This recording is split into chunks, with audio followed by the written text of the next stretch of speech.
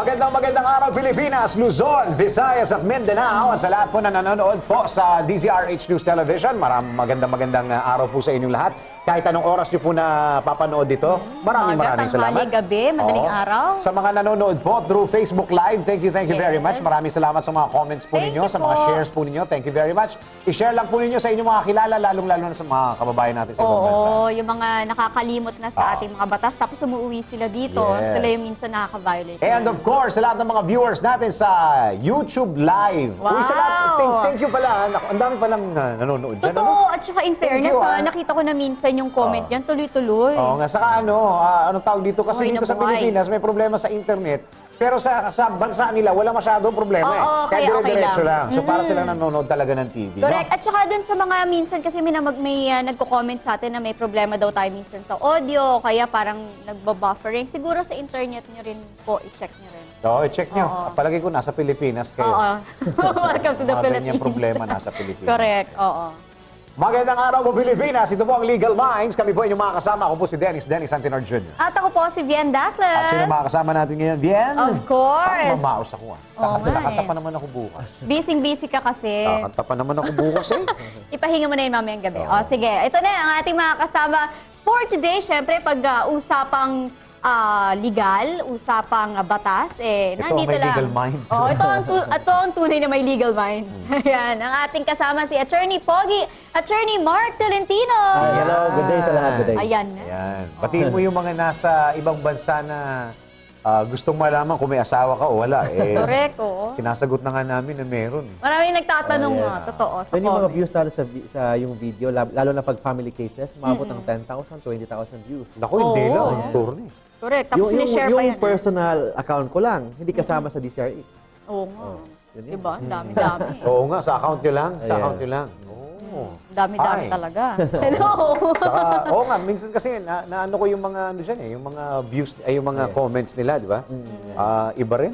Correct. Kahit dun sa May- team replays natin, dami din nila komento. Sige, ayusin ko lang yung nasa likod ko. Oo, sige. Mukhang Habang, lumuluwag eh. Okay. Okay, ito na po ang ating hashtag HQOTD. HQOTD. Alright. Ito na ang ating hashtag Hugot Question of the Day. At ang ating pag-uusapan ngayong araw na ito ay ito na po. Paano po ba dapat ginagawa at siniserve ang warrant of arrest? Sino po ba ang may karapatang maghain ito? Maaari po bang tumanggap ng warrant of arrest ang kahit na sino kahit hindi sila ang tunay na suspect? Sakali pong nasa ibang bansa ang suspect, paano po may serve ang warrant of arrest sa kanya? Hanggang saan po ba ang limitasyon ng warrant of arrest? At bakit pa po ito kailangan? Okay.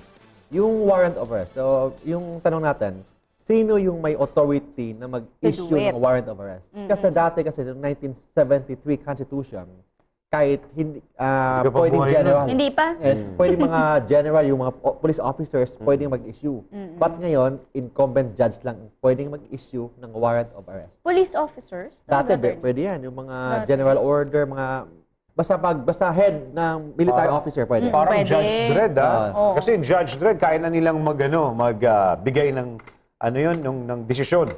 Judge Dredd. But ngayon, under the 1987 Philippine Constitution, kailangan incumbent member of the judiciary Okay. ang may authority na mag-issue ng warrant of arrest. Who is a judge? Who is a judge. But hindi siya, hindi pa, ang tawag doon, hindi automatic. Kailangan may probable cause. Kailangan may basihan.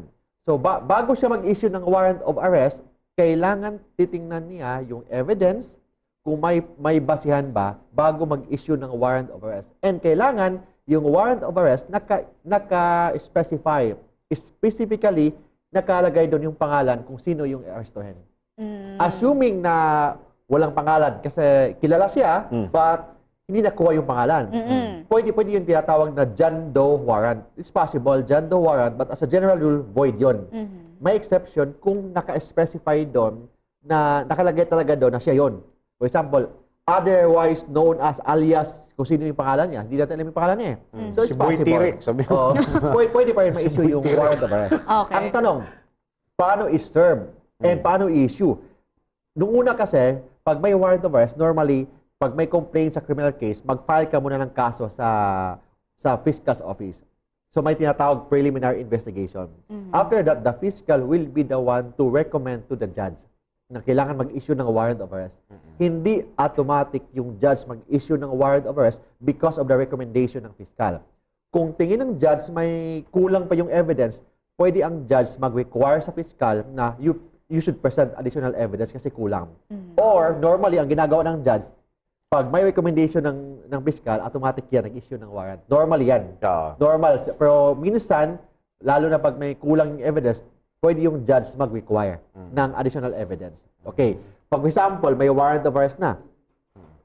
Pwede, for example, yung warrant of arrest, pag mag-arresto ka ng tao, ng isang accused, okay, normally, i-present mo yung warrant of arrest.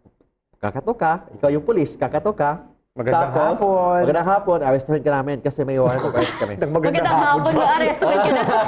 Ang ganda namang balita niya pagbukas mo ng pinto. Magandang hapon. Okay. Hindi mapakilala ka. I am SPO1. Arrestuhin kita because of the warrant of arrest.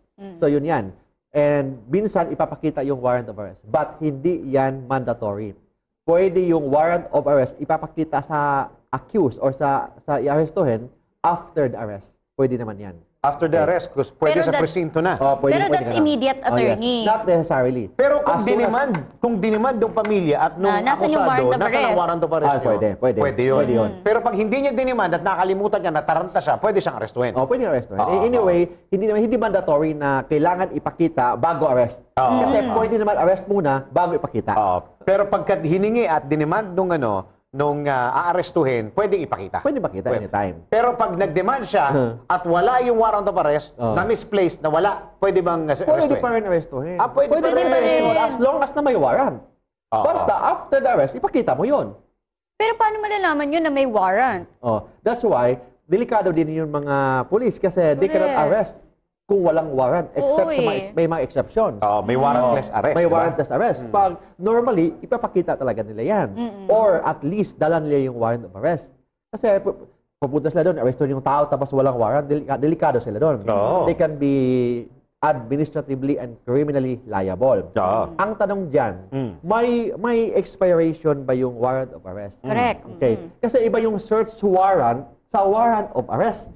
Ang search warrant, within 10 days, kung hindi na-serve yung search warrant, void na yun after 10 days. So may expiration ang search warrant. So pag nag-void na, wala na kaso. visa. Wala na Ibig sabihin, kailangan- hulihan na mangyayari.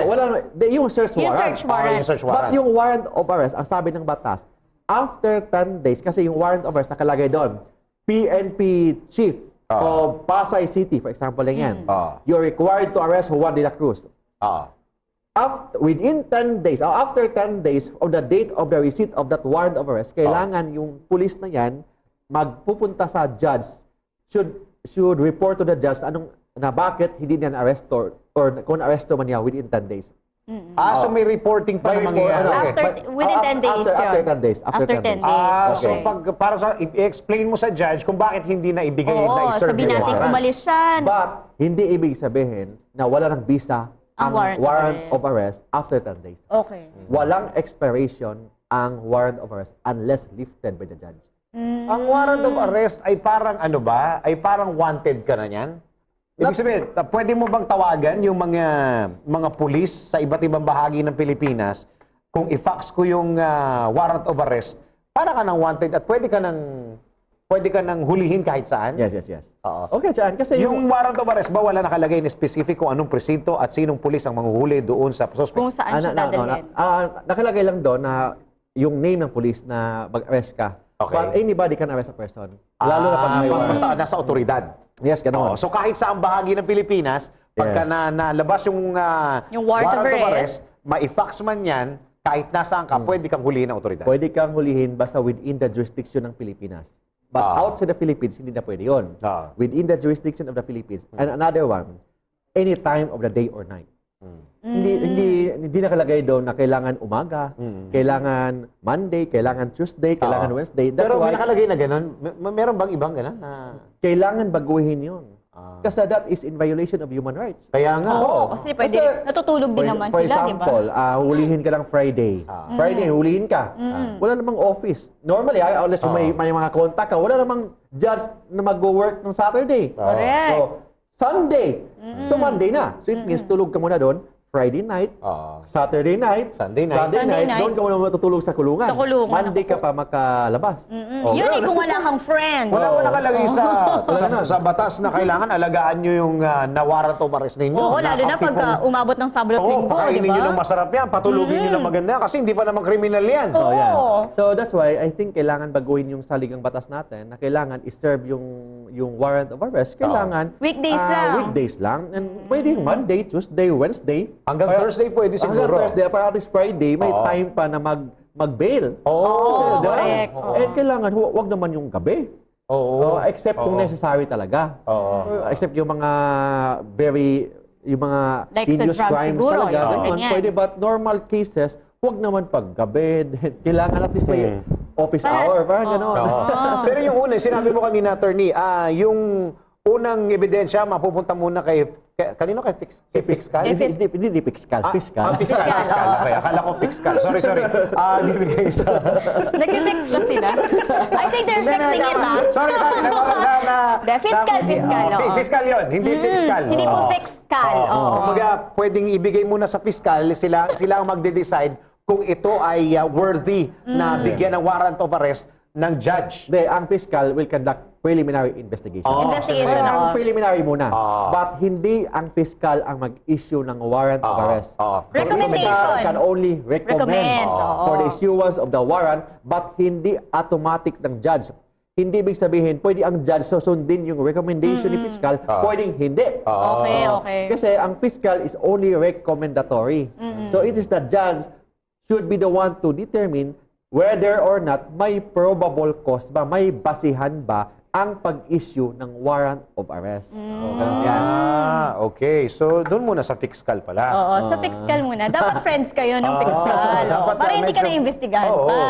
Kasi doon yung presentation ng evidence at si fiscal tuloy. Si fiscal, fiscal ang oo. magde-decide na Magre-recommend kung pwede o na hindi. doon kay judge na maglabas ng warrant of arrest. oo. Kailangan ayusin mo yung fiscal. Oo, fiscal. kaya fix Yung it. fiscal. Oo, fix it with the fiscal. Yes. Oo. Mababait naman yung mga yan Correct. oo.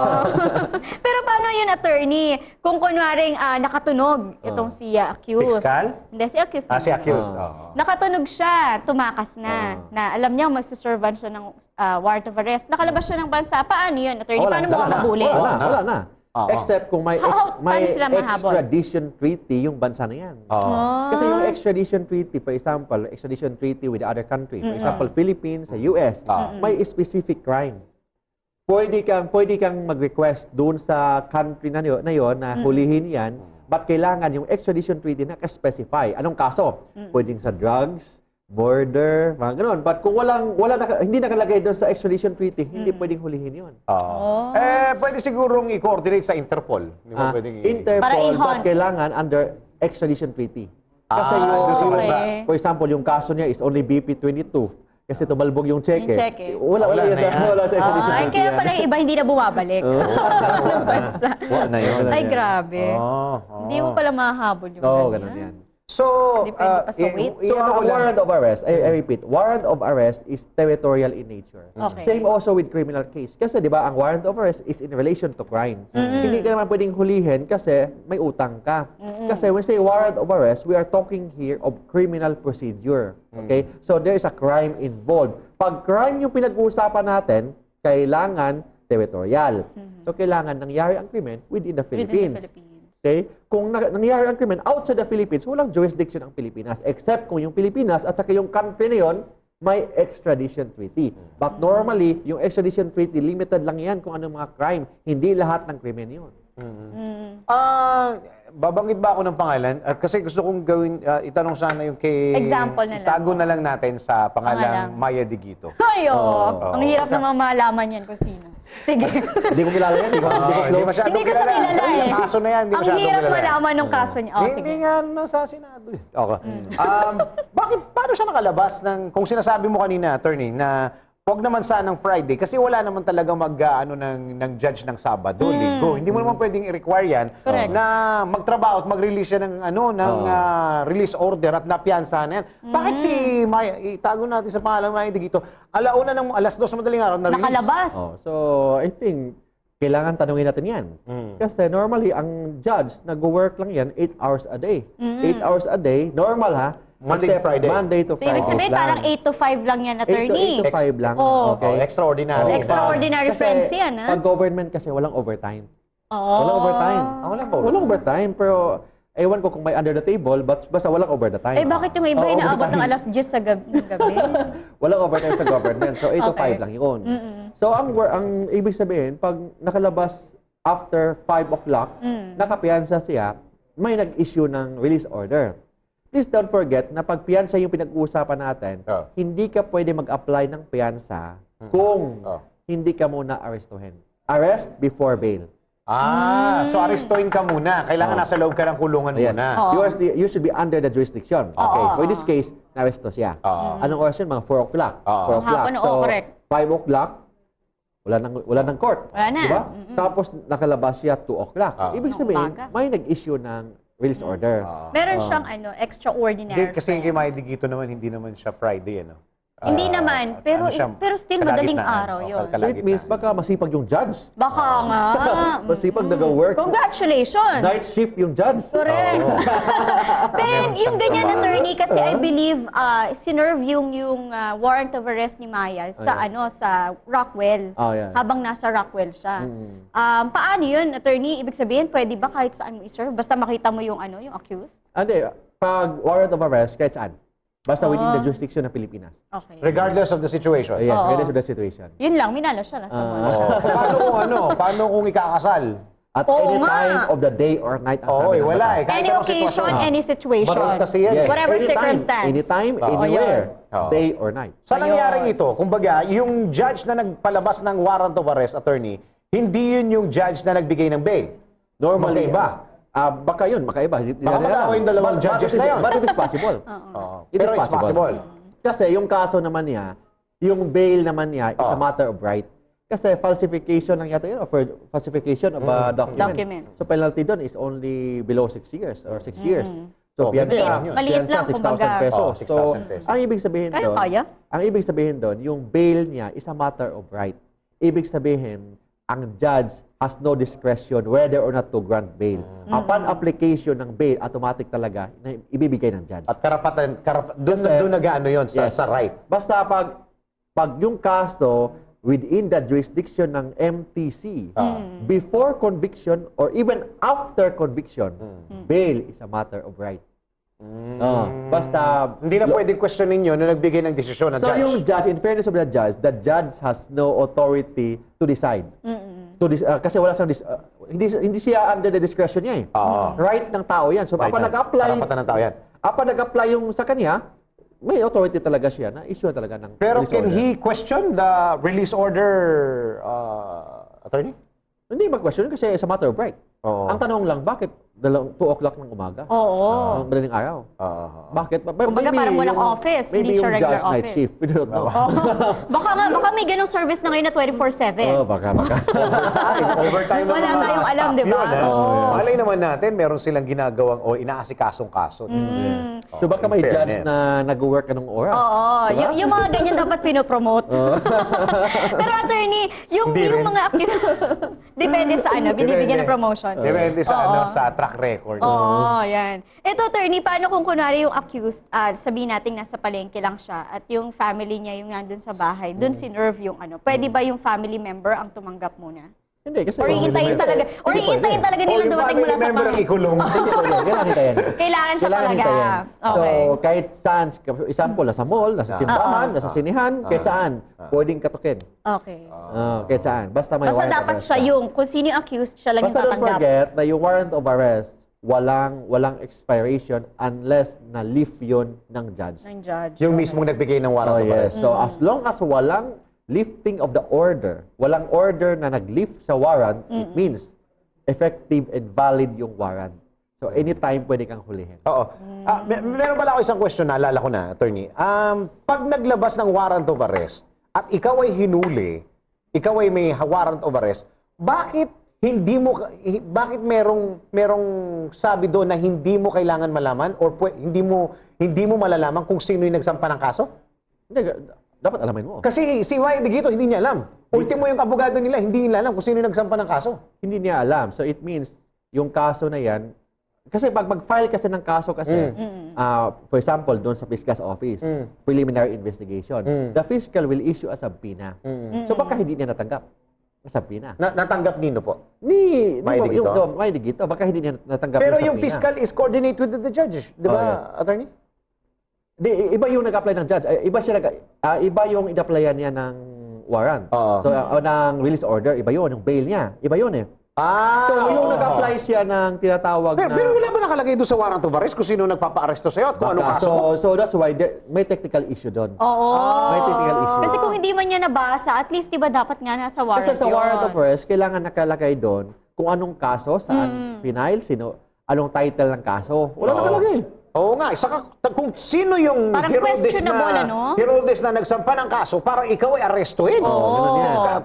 It's a matter of right. We're talking about rights. Pag preliminary investigation kasi sa fiscal's office, yung accused kailangan bibigyan ng chance to explain. Yes. So, ang ibig sabihin doon, kailangan na-receive na yung subpoena. Subpoena na bibigyan siya ng 10 days, 15 days to answer yung complaint. Baka hindi niya na-receive. O kung na-receive man, ibang tao sa last known address niya. Baka lumipat na siya ng ibang bahay. Okay. So, possible yan, which we do not know. So, siya lang magkasagot doon. Okay. So wala tayong masyadong oras. Attorney, saan ka namin pwedeng huntingin pagdating sa mga warrant of arrest? Ayan na. Sa may mga problema sa batas, you can visit my website sa www.marktolentinolow.com o sa Facebook page po natin, facebook.com/marktolentinolow. Pwede din po kayong tumawag sa landline natin within Metro Manila, 209-6203 or mobile number natin, 0917-329-5353. Yan. Okay, maraming salamat, Attorney. Thank you very much. At mayroon na naman tayong nalaman tungkol sa Oo, warrant of arrest. warrant of arrest. Warrant of arrest. Yan. Yeah. Nakakalungkot lang yan, ano? Parang hindi mo alam kung sino nagsampa ng kaso sa'yo. Dapat sana Oo, nalalaman mo. dapat kumpleto yung detalye. Kasi mahirap yun. Mahirap yung makulong ka ng naabutan ka ng Sabado at Linggo doon, di ba? Makukulong ka ng wala And kang alam. kailangan natin ipaalam na lahat ng tao, they are presumed innocent. So Yes. it means, habang yung kaso dinidinig pa, you are still innocent. Wala kang obligasyon na to prove that you are innocent because you are already innocent. You are presumed innocent. You are still innocent. Ang may obligation to prove that you are guilty, Korte. the prosecution. Through the Department of Justice or the Office of the City Prosecutor. Oo. Kaya ibig sabihin, may karapatan pa rin sila. You have to know kung sino yung nagsampa ng kaso para alam mo kung kanino gaganti. So kung may Kasi nung hahabulin mo, hunting mo, di ba? Kung may kaso ka man, you are not considered a criminal. You are still an accused. Accused. So, di dapat natin sabihin na you are a criminal kasi may kaso ka. No, you are still accused. So, that's why people of the Philippines versus Juan de la Cruz, the accused. Hindi siya the criminal. It's still the accused. And also a chance for you to clear your name din sa Asgado kung sakasakali rin. Okay. Maraming salamat sa Pilipinas. Kami po inyong mga nakasama. Ako po si Dennis Antinor Jr. At ako po si Bien Dacles. Babalik pa rin po ang inyong Legal Minds. Bye!